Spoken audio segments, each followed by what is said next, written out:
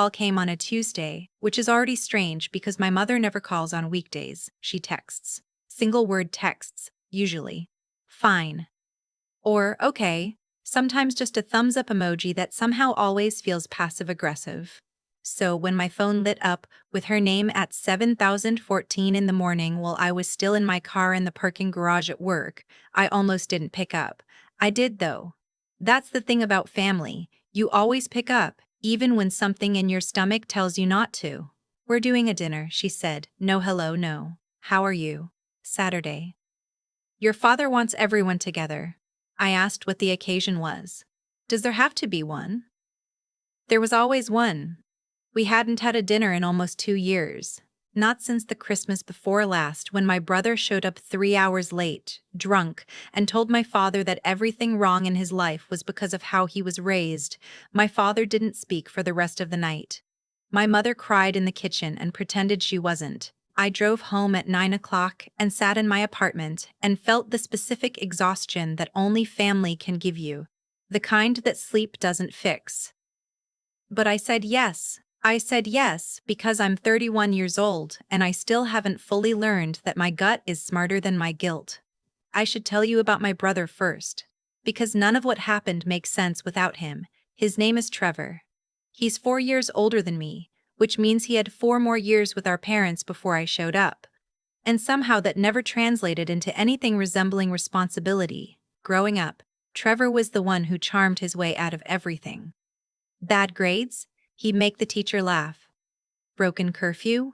He'd come home with a story so entertaining that my parents forgot to be angry. He's the kind of person who makes you feel like the world is slightly more fun when he's in it.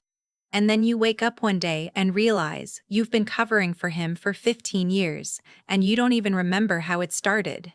After college, which took him 5.5 years and 2 major changes, Trevor bounced around.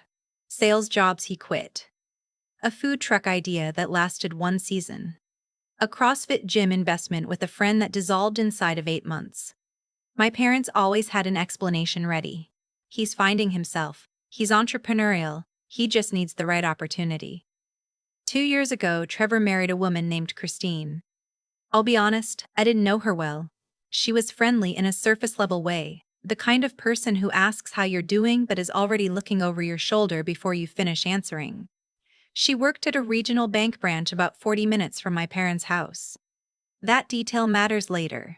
What I knew about Trevor's finances, I pieced together from fragments. Comments my mother let slip. A birthday dinner where Trevor's card was declined and my father quietly paid without saying anything. A text from Trevor last spring that just said things are tight right now after I'd asked if he wanted to split a gift for our parents' anniversary. I didn't ask for details. I told myself it wasn't my business. It wasn't. Until it was. I work in risk compliance at a mid-sized financial services firm in Charlotte. I've been there 6 years, long enough to have my own office and a title that sounds more impressive than it probably is. I'm good at my job. I'm methodical. I notice things other people miss. I say this not to brag, but because it matters. Because when things started to feel off at that Saturday dinner, I trusted what I was noticing, even when I didn't want to. I drove to my parents' house in Mooresville, about 45 minutes north. It's a nice house, colonial style, the kind of neighborhood where everyone has a Ring doorbell and a Subaru. I grew up there.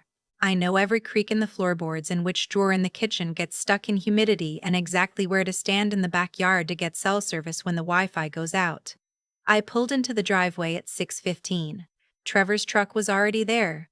So was Christine's Audi. I sat in my car for a second longer than necessary. What if this is fine, I thought. What if this is just dinner? I got out of the car. The house smelled like my mother's pot roast, and something underneath it I couldn't identify. Trevor was on the couch, phone in hand, feet on the coffee table. He looked up when I walked in, gave me the easy grin he's been giving me since we were kids. There she is, he said. Christine was in the kitchen with my mother. I could hear them laughing about something. My father came in from the back, shook my hand the way he always does. A little formal, like we're colleagues who respect each other, but haven't quite crossed into warmth. Dinner was fine at first.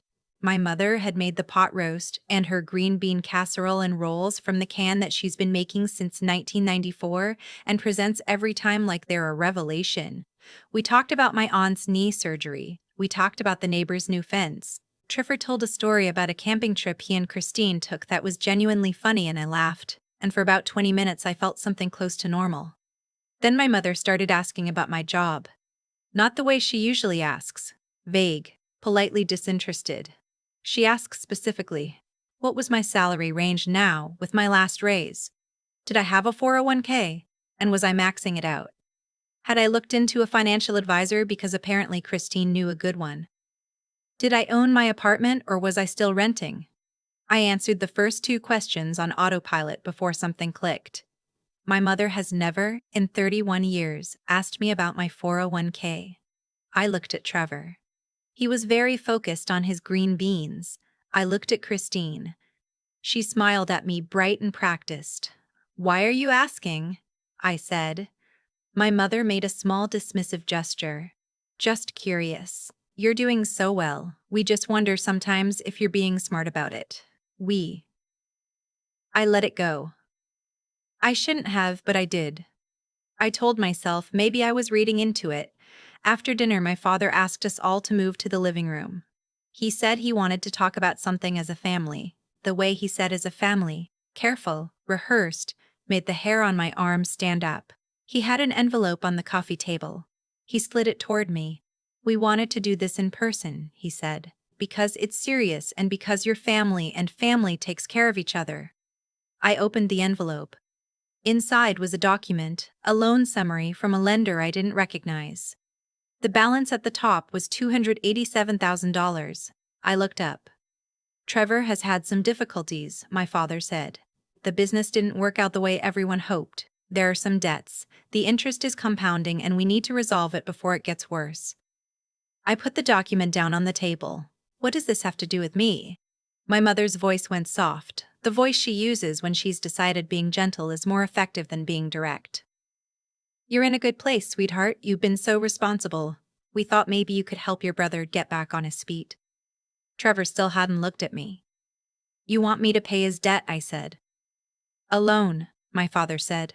"From you to us. A family loan. We pay you back. $287,000. It doesn't have to be all at once, Dad." I picked up the document again and looked at it more carefully. The debt had been accumulating for almost 3 years. There were multiple lenders. Some of the entries I recognized from the way they were structured. High-interest personal loans, the kind that people take when banks won't give them anything else. "How long have you known about this?" Silence. "How long has this been going on?" my mother said. "We didn't want to worry you. You didn't want to ask me until you had no other options," I said. I heard my voice come out steadier than I expected. "That's different." Trevor finally looked up. "Look, I know it's a lot. It's almost $300,000, Trevor. I know what it is." He ran a hand through his hair. "I just need a hand getting out of this. You have the money, you know you do." And there it was.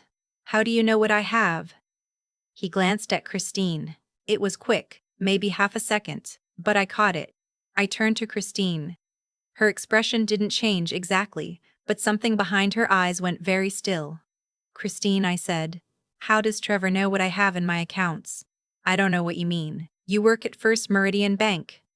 "I work at a branch, yes. My savings account is at First Meridian." I had not made that connection before this moment. I made it now with a clarity that felt almost physical.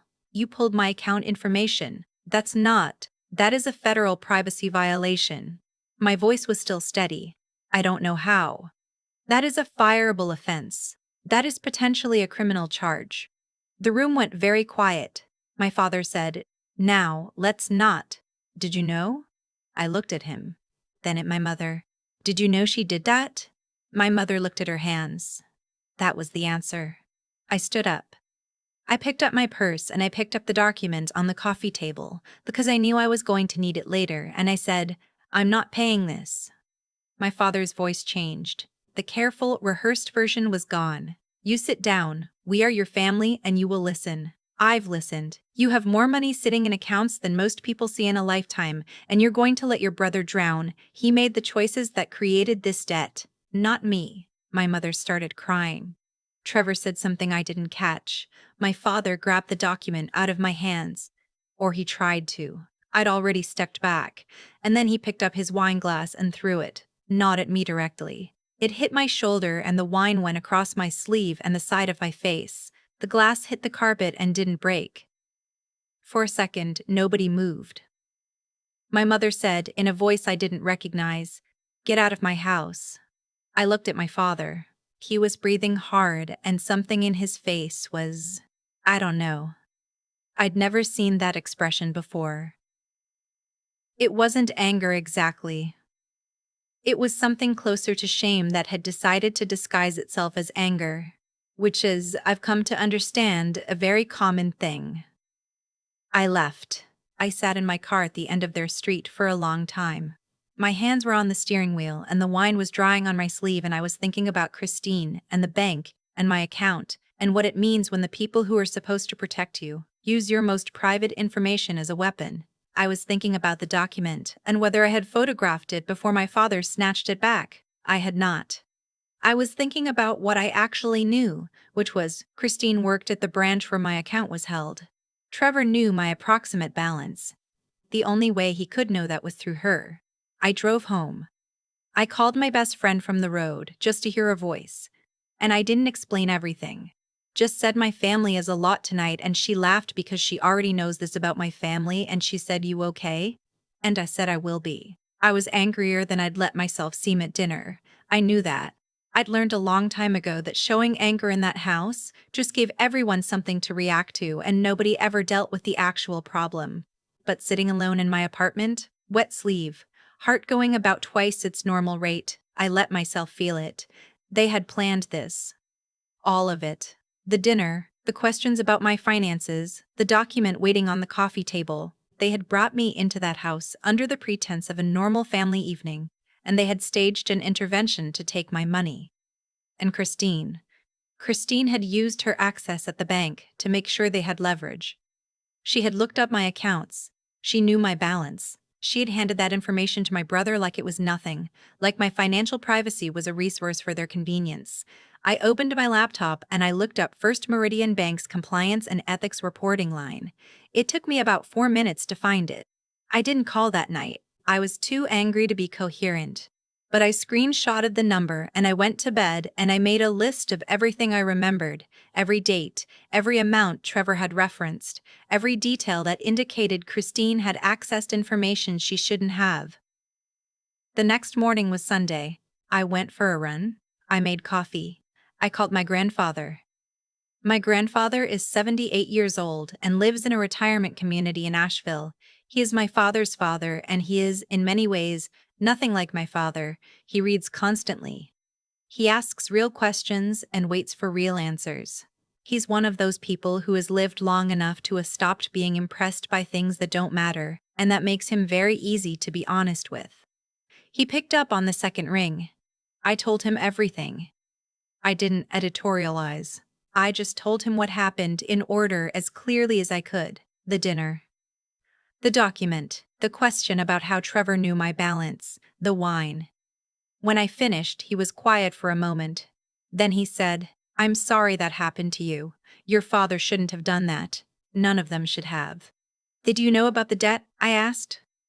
"I knew there were problems," he said. "I didn't know the number. I didn't know they were planning to come to you." He paused. "I want to tell you something," he said, "and I want you to hear it, not as advice, but as something I've had a long time to think about." I told him I was listening. "Trevor's choices belong to Trevor," he said, "and your money is yours. You earned it. You saved it. Nobody in that family did that for you. And family love, real love, doesn't come with a price tag attached." I didn't say anything for a second. "I also want to tell you," he continued, "that what the bank employee did, if it happened the way you're describing, is serious. That's not just a workplace rule, that's the law." "I know," I said. "Then you know what you need to do." Monday morning, I called the First Meridian compliance line and reported what I believed had happened. I explained that I suspected an employee at a specific branch had accessed my account without my authorization and had shared that information with a family member. I was clear that I had no direct proof, but that there was a traceable chain of events suggesting unauthorized access. They took my account number, my contact information, my statement. The woman I spoke to was professional in a way that told me this wasn't the first time they'd heard something like this. I also called my own bank, not First Meridian for my savings, but the credit union I use for day-to-day banking, and moved a significant portion of my savings. I then closed the First Meridian account. I didn't call my parents. 3 weeks later, I got a letter from First Meridian. I won't reproduce it word for word, but the summary was that they had conducted an internal review and taken appropriate action regarding the employee in question. Employment status is considered confidential, so they didn't confirm whether Christine had been terminated, but the phrasing was careful in a way that told me something had happened. Appropriate action doesn't go in a letter like that unless something changed. I forwarded the letter to my grandfather. He texted back a single line, "Good." My mother called 6 weeks after the dinner. I let it go to voicemail. She said she wanted to talk, that things had gotten out of hand, that my father felt terrible about the wine. She did not mention Christine. She did not mention the $287,000. She said she hoped I knew how much they loved me. I listened to the voicemail twice. I didn't call back that night. I made dinner, pasta. Nothing fancy. And I sat at my kitchen table and looked at my plants, which are thriving. And I thought about what my grandfather had said. Real love doesn't come with a price tag. I thought about the fact that my parents had invited me to that dinner, knowing they were going to ask me for nearly $300,000. That they had let Christine use her bank access to make sure they came in prepared. That when I said no, my father's first response was to pick up a wine glass. I thought about whether I wanted to repair this, and what repair would even look like, and whether there was a version of my family where I could love them and also protect myself. I texted my mother back eventually. Not a phone call, a text. "I need some time. I'm not ready to talk yet." That doesn't mean never. It means not now. She read it. She didn't respond for 2 days.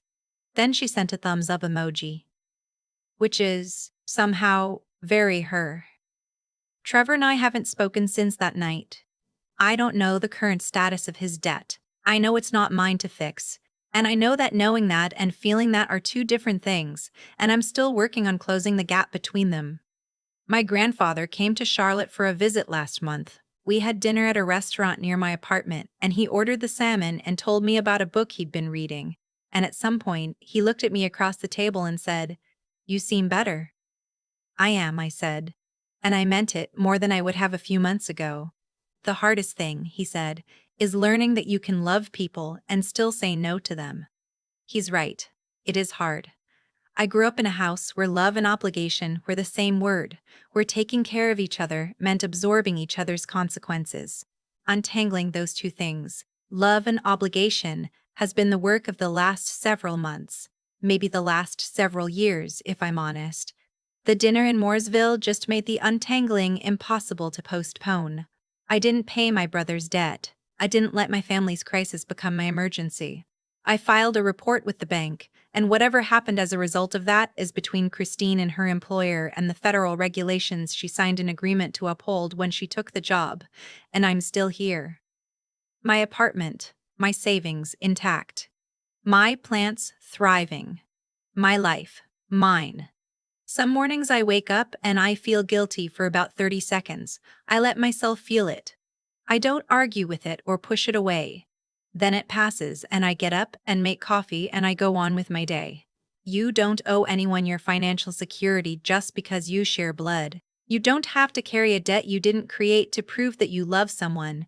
And if the people who raised you only see your worth in dollar signs, that's something they need to sit with, not you. You don't have to carry that out of the room with you when you go. I've been thinking a lot lately about what it actually costs to say no to someone you love. Not the fallout. The silence, the unanswered texts, my mother's thumbs up emoji that somehow said everything she wasn't willing to say out loud. Not the awkwardness at the edges of a family that used to feel, however imperfectly, like mine. I mean the internal cost. The thing you pay before you even open your mouth. The the years of conditioning that make you sit in your car at the end of your parents' street with wine drying on your sleeve, wondering if you did the right thing. I did the right thing. I know that now in a way I didn't fully know it that night. Here's what I've come to understand. The choices we make accumulate. Trevor didn't arrive at $287,000 in debt overnight. That number was built one decision at a time. A loan here, a failed venture there, a pattern of reaching for the next thing before dealing with the last one. And my parents didn't arrive at that dinner table with an envelope and a plan overnight either. They built that too. Out of years of protecting Trevor from consequences, and years of watching me be the responsible one and quietly calculating what that might be worth someday. None of that happened to me. It happened around me, and the only question I actually had any control over was what I did when it finally landed in my lap. Christine made a choice too. She used her position at that bank, a position that exists entirely on the foundation of customer trust, to look up my private financial information and hand it to my brother like a bargaining chip. She made that choice knowing it was wrong. She had signed documents saying she wouldn't. She did it anyway, because it was convenient, because it served someone she cared about, because, maybe she told herself, the ends justified the means. They didn't. What you do in private, when no one's supposed to be watching, is still a choice. And choices have weight. My grandfather said something to me that I keep coming back to. He said that real love doesn't come with a price tag. I think what he meant, and what I'm still learning, is that love and obligation are not the same thing, even when people spend your whole childhood teaching you they are. You can love your brother and refuse to absorb the consequences of his decisions. You can love your parents and still walk out of their house when they throw things at you. Those two things can exist in the same moment without canceling each other out. The guilt still visits sometimes. I won't pretend it doesn't. But guilt isn't the same as being wrong. Sometimes guilt is just old programming running in the background, trying to tell you that keeping the peace is the same as being good. It isn't. Keeping the peace at the cost of your own integrity isn't love. It's just a different kind of debt. I protected myself. I reported what happened. I moved on. That's not a betrayal of my family. That's what it looks like when you finally decide that you matter too.